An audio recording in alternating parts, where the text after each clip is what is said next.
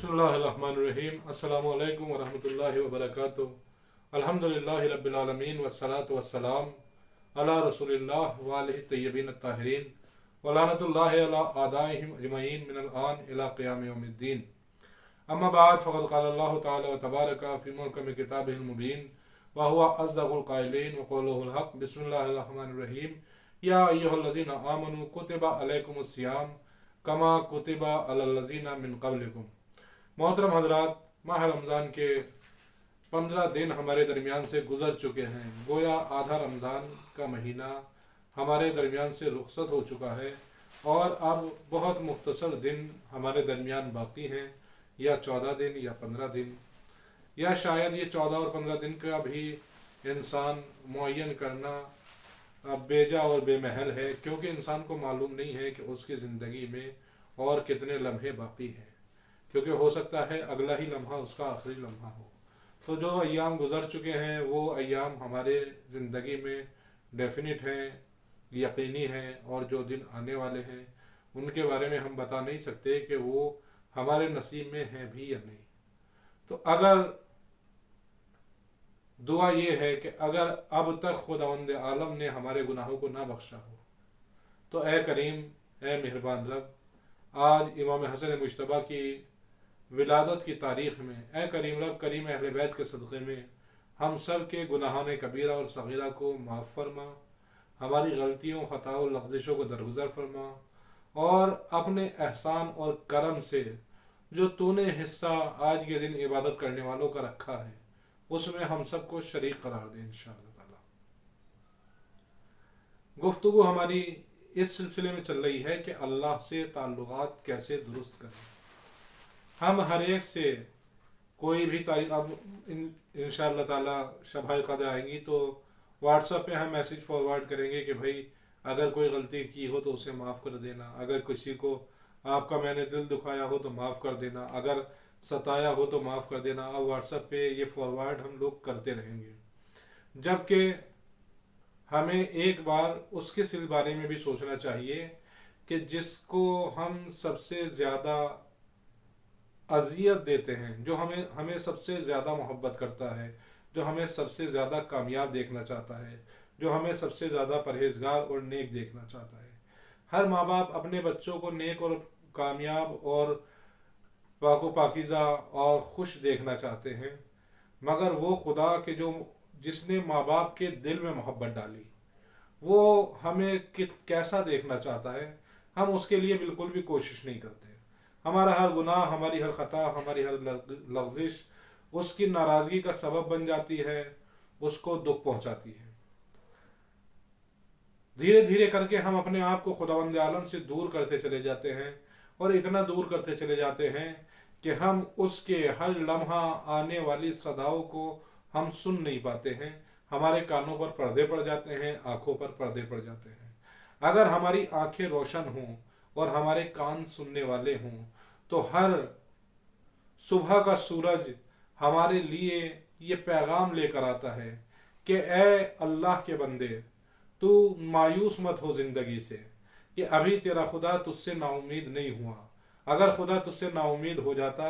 तो मैं सूरज ना निकलता तेरे लिए, शायद तेरे लिए तेरी रात को सुबह नसीब ना होती। अभी खुदा तुझसे नाउमीद नहीं हुआ, अभी उसे उम्मीद है कि तू अपनी बख्शिश और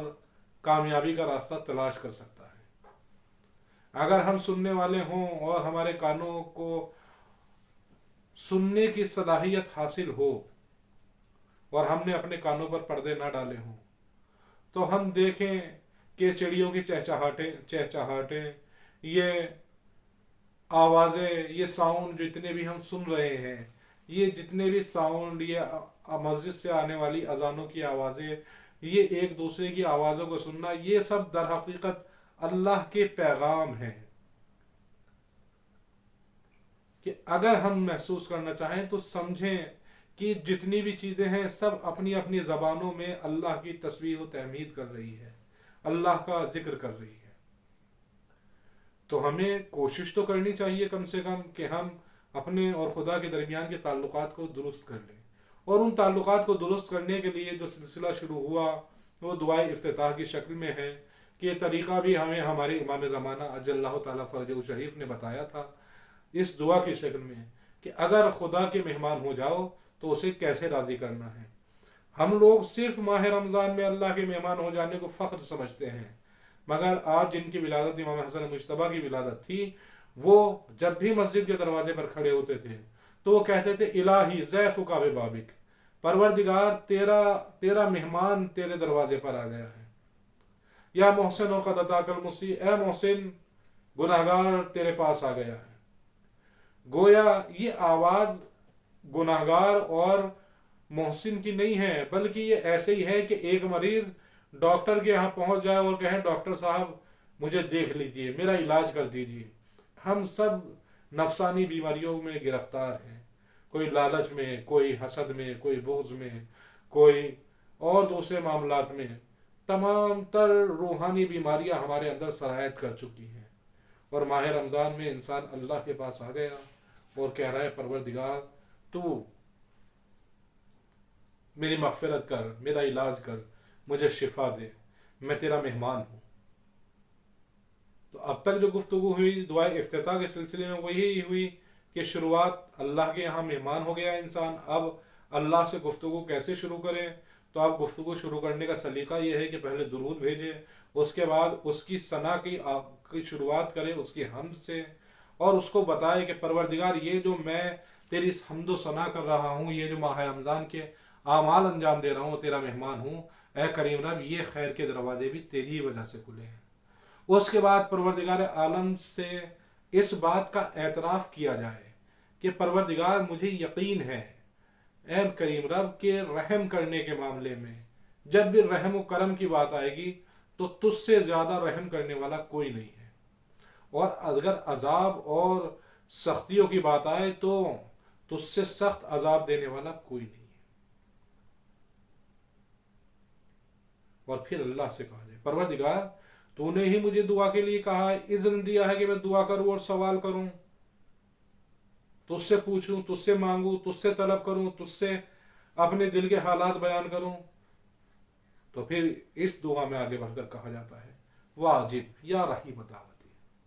تو جب تو نے مجھے اذن دے دیا کہ میں تجھ سے دعا کروں تو اب تو میری پکار کا جواب تو دے۔ واجب یا رحیم دعوتی، اے پکارنے والوں پر رحم کرنے والے، میری بھی دعاؤں کا، میری بھی پکار کا جواب دے دے۔ واقل یا غفور حسرتی، اور اے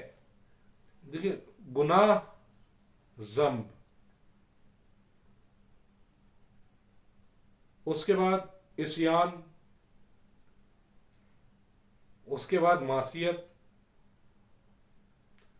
اور ایک ہے اثرات۔ گناہ آپ نے دیکھا ہوگا کہ کپڑا اگر اس پر کوئی داغ لگ جائے تو جب ہم اس داغ کو دھو دیتے ہیں تب بھی ہلکا سا نشان رہ جاتا ہے، کپڑا دھل جاتا ہے، داغ نکل جاتا ہے، مگر وہ داغ نکلنے کے بعد بھی اپنا ہلکا سا نشان چھوڑ جاتا ہے۔ تو گناہ ایسا ہی داغ ہوتا ہے جو انسان کے دل پر لگ جاتا ہے، انسان کی روح پر گناہ ایسا ہی داغ ہوتا ہے جو لگ جاتا ہے۔ لیکن اگر اس جیسے کپڑے کے داغ کو دھوتے ہیں اس کے بعد نشان رہ جاتا ہے، داغ چلا جاتا ہے مگر نشان باقی رہ جاتا ہے، ایسے ہی انسان جب مغفرت طلب کرتا ہے اور خدا معاف کر دیتا ہے اور انسان توبہ کر لیتا ہے تو گناہ کا تو معاملہ انسان کا دور ہو جاتا ہے، وہ داغ تو دور ہو جاتا ہے مگر ہلکا سا نشان رہ جاتا ہے، ہلکا سا کلر رہ جاتا ہے اس گناہ کا، ہلکا سا اثر رہ جاتا ہے اس گناہ کا، اسی کو اثرات کہا جاتا ہے، اسی کو اثرات کے لفظ سے یاد کیا جاتا ہے۔ تو آپ یہاں پر لطیف اور حسن ظن کا معاملہ یہ ہے، اللہ کے ساتھ حسن ظن کی گفتگو یہ ہے کہ جب انسان اللہ کا مہمان بن کر اس سے گفتگو کر رہا ہے تو یہ نہیں کہہ رہا ہے پروردگار میرے گناہ معاف کر دے، کیا کہہ رہا ہے واقل یا غفور و اسرتی، اے گناہوں کے آثار کو بھی مٹا دینے والے تو میرے گناہوں کو معاف کر دے۔ تو ان گناہوں کے آثار کو، یہ جو گناہوں کے نشان رہ گئے ہیں، ان کو تو صاف کر دے، ان کو تو مٹا دے، ان کو تو کم کر دے، ان کو تو ختم کر دے۔ گویا انسان اللہ سے اتنا حسن ظن رکھتا ہے کہ جب اس نے مجھے مہمان بنا لیا اور میں ماہ رمضان میں اللہ کے یہاں حاضر ہو گیا تو اس نے میرے گناہوں کو معاف کر دیا ہے۔ اب جب گناہوں کو معاف کر دیا ہے تو پروردگار ان گناہوں کے جو نشانات رہ گئے ہیں ان کو بھی معاف کر دے، ان کو بھی مٹا دے، ان کو بھی ختم کر دے۔ پھر یہاں سے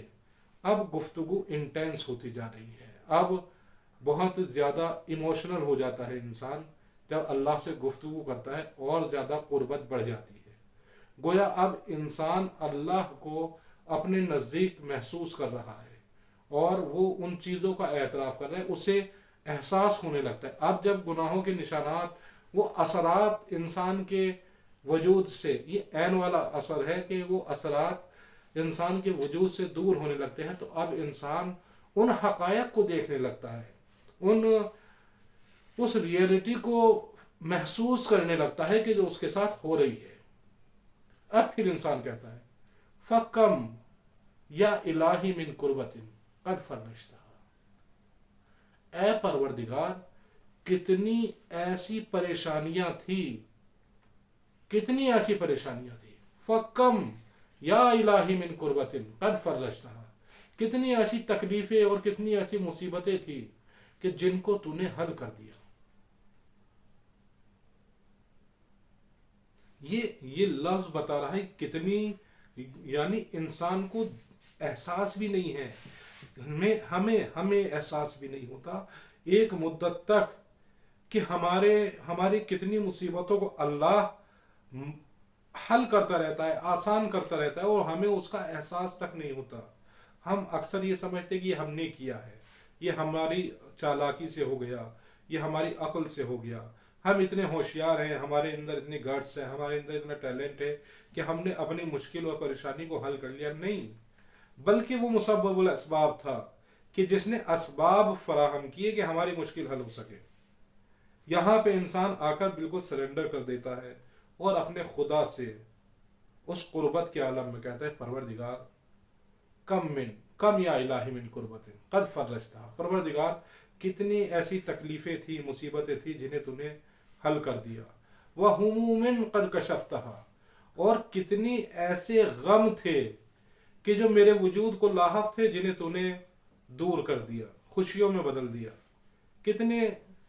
کتنے غم دل کے اندر جو خیال آتے ہیں پریشانیوں کے، بے چینیوں کے، ان کو تو نے اے کریم رب حل کر دیا، دور کر دیا میرے دل سے۔ وَأَسْرَةٍ قَدْ أَقَلْتَهَا، اور کتنی ایسی خطائیں تھی کہ جن سے تو نے درگزر کر دیا، معاف کر دیا، مجھے پتہ ہی نہیں چلا،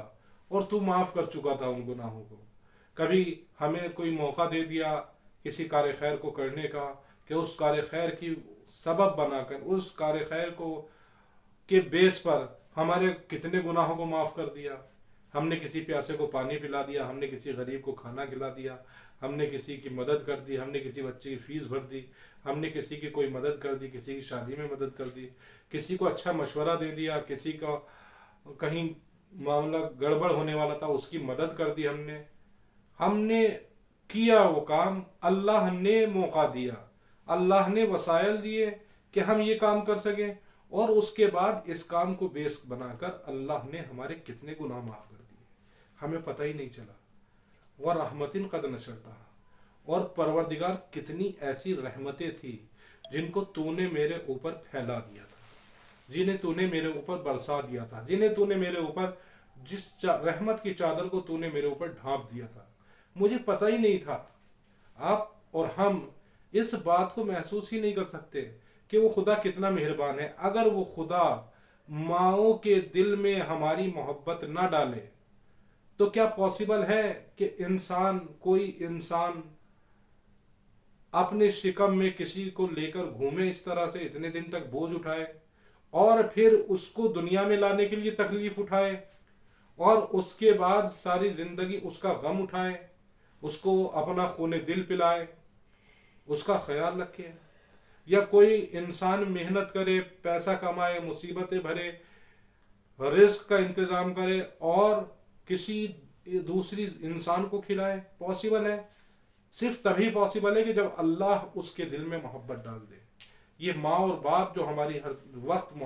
خیال رکھتے ہیں اور ہم سے اتنا پیار کرتے ہیں، اتنا دھیان رکھتے ہیں، مصیبتیں اٹھاتے ہیں ہمارے لیے، یہ صرف اس لیے اٹھا رہے ہیں کہ اللہ نے ان کے دل میں ہماری محبت ڈال دی۔ وَرَحْمَةٍ قَدْ نَشَرْتَهَا، اور وہ خدا وہ ہے، اے پروردگار تو نے کتنی ایسی رحمتیں تھی جو میرے اوپر ڈھانپ دی، نچھاور کر دی، نثار کر دی میرے اوپر۔ وَحَلْقَةِ بَلَاءٍ قَدْ فَكَكْتَهَا، اور پروردگار میں جو بلاؤں کی زنجیروں میں جکڑا ہوا تھا۔ ہوتا ہے انسان کبھی کبھی زندگی کے ان مرحلوں میں ہوتا ہے کہ انسان کو سامنے آگے جانے کا راستہ دکھائی نہیں دیتا، انسان ٹوٹنے لگتا ہے، انسان سوچتا ہے اب میرا کچھ نہیں ہو سکتا، اب اس کے بعد کوئی راستہ نہیں ہے، یہ فائنل سٹیج ہے، اب اس کے بعد میری نجات کا کوئی ذریعہ نہیں ہے۔ امام زمانہ فرماتے ہیں اے پروردگار وَحَلْقَةِ بَلَاءٍ قَدْ فَكَكْتَهَا، اور بلاؤں کی کتنی ایسی زنجیریں تھی کہ جنہیں تو نے توڑ دیا، ہمیں پتہ ہی نہیں چلا کہ کب وہ پریشانیاں دور ہو گئی، کس طرح سے وہ پریشانیاں دور ہو گئی، کس طرح سے وہ تکلیفیں ہماری زندگی سے چلی گئی۔ یہ ساری چیزیں، یہ ساری گفتگو وہ ہے کہ ہم اللہ سے اس کا اعتراف کر رہے ہیں۔ جب بھی دعا کرنے کے لیے بیٹھیں تو اپنے ان چیزوں کو انسان تصور میں لے کر آئے اور خدا سے کہے پروردگار میں تیرا شکریہ ادا کرتا ہوں کہ کتنی ایسی مصیبتیں تھیں کہ جن کو تو نے حل کر دیا، کتنے ایسے غم تھے کہ جنہیں دور کر دیا، کتنے ایسے گناہ تھے جن کو تو نے معاف کر دیا، خطاؤں کو تو نے درگزر کر دیا، اور کتنی ایسی تیری رحمتیں تھی کہ جن کو تو نے میرے اوپر نچھاور کر دیا، نثار کر دیا، اور کتنے بلاؤں کی ایسی زنجیریں تھی جن میں جکڑ چکا تھا، مگر تو نے ان زنجیروں کو توڑ دیا اور مجھے نجات کا راستہ دکھایا۔ ہمیں پتہ ہی نہیں چلتا ہم زنجیروں سے کیسے آزاد ہو گئے جب، اور اس کو محسوس کریں کہ تکلیفیں، یہ پریشانیاں جو ہمارے سامنے کھڑی ہو جاتی ہیں آ کر، ان کے آگے سرنڈر نہ کریں، بلکہ اس کا ہاتھ تھامیں، اس کو پکاریں کہ جس نے کہا ہے کہ میں تم سے 70 ماؤں سے زیادہ محبت کرتا ہوں۔ بھلا ممکن ہے کہ جس خدا نے ہمیں دنیا میں بھیجنے سے پہلے ہماری ضروریات کی ساری چیزیں دنیا میں پیدا کر دی، مثلا ہم دنیا میں آئے، ہمیں پانی کی ضرورت تھی تو ہم بعد میں آئے، پانی پہلے موجود تھا، ہمیں زندہ رہنے کے لیے آکسیجن کی ضرورت تھی، ہم بعد میں دنیا میں آئے، آکسیجن موجود تھی، ہم دنیا میں آ کر ہمیں سولر انرجی کی ضرورت تھی، ہم بعد میں آئے، پہلے سورج بن گیا تھا، ہمیں دنیا میں آنے کے بعد لوہے کی یا اور جتنے میٹلز ہیں ان کی ضرورت تھی، وہ سب آلریڈی موجود تھے، جتنے منرلز کی ضرورت تھی سب موجود تھے، یہاں تک کہ ہمیں دنیا میں آنے کے بعد پہلی غذا جو سویٹیبل تھی ہمارے لیے وہ ماں کا دودھ تھا، تو ہم دنیا میں بعد میں آئے، اللہ نے ماں کے سینے میں ہماری غذا کا انتظام پہلے کر دیا۔ تو جو خدا ہمارے لیے اتنا انتظام آلریڈی کر رہا ہے، جبکہ ہم نے تب تک نہ کوئی عبادت کی تھی، نہ روزہ رکھا تھا، نہ اعمال کیے تھے، نہ مانگا تھا، نہ طلب کیا، کچھ نہیں، صرف وہ اپنی محبت کے تقاضے کے تحت اس نے سب کچھ ہمارے لیے مہیا کر دیا۔ تو سوچے جو بن مانگے اتنا کچھ ہمارے لیے ادا کر دیتا ہے، اتنا سب کچھ اس نے ہمارے لیے آمادہ اور مہیا کر دیا۔ تو جب ہم اس کے سامنے بیٹھ کر کہیں گے، محبت سے کہیں گے اے پروردگار کتنی مصیبتیں تھیں جن کو تو نے حل کر دیا، کتنے غم تھے جن کو تو نے دور کر دیا، کتنی بلاؤں کی زنجیریں تھی جنہیں تو نے توڑ دیا، کتنی رحمتیں تھی جو تو نے مجھ پر نازل کی۔ پروردگار آگے بھی میرا ہاتھ تھام لے، مجھے میرے حال پر مت چھوڑ، مجھے اپنے علاوہ کسی اور کے حوالے نہ کرنا، تیرے علاوہ میرا کوئی نہیں۔ تب جا کر خدا سے تعلقات درست ہونا شروع ہوتے ہیں۔ انشاءاللہ تعالیٰ آج کے لیے اتنا ہی، آگے کے سلسلہ کل اس کے بعد کی گفتگو ہوگی۔ دعا ہے پروردگار ہم سب کے اعمال قبول فرمائے، عبادات قبول فرمائے، شیعان حیدر کردار کی جان مال عزت آبرو کی حفاظت فرمائے، شیعان سیریا اور شیعان یمن، ایران، عراق، لبنان، بحرین، شیعان سعودی، شیعان جہان کی جان مال عزت آبرو کی حفاظت فرما، ہمارے امام اصل کے ظہور میں تعجیل فرما۔ والسلام علیکم ورحمۃ اللہ وبرکاتہ۔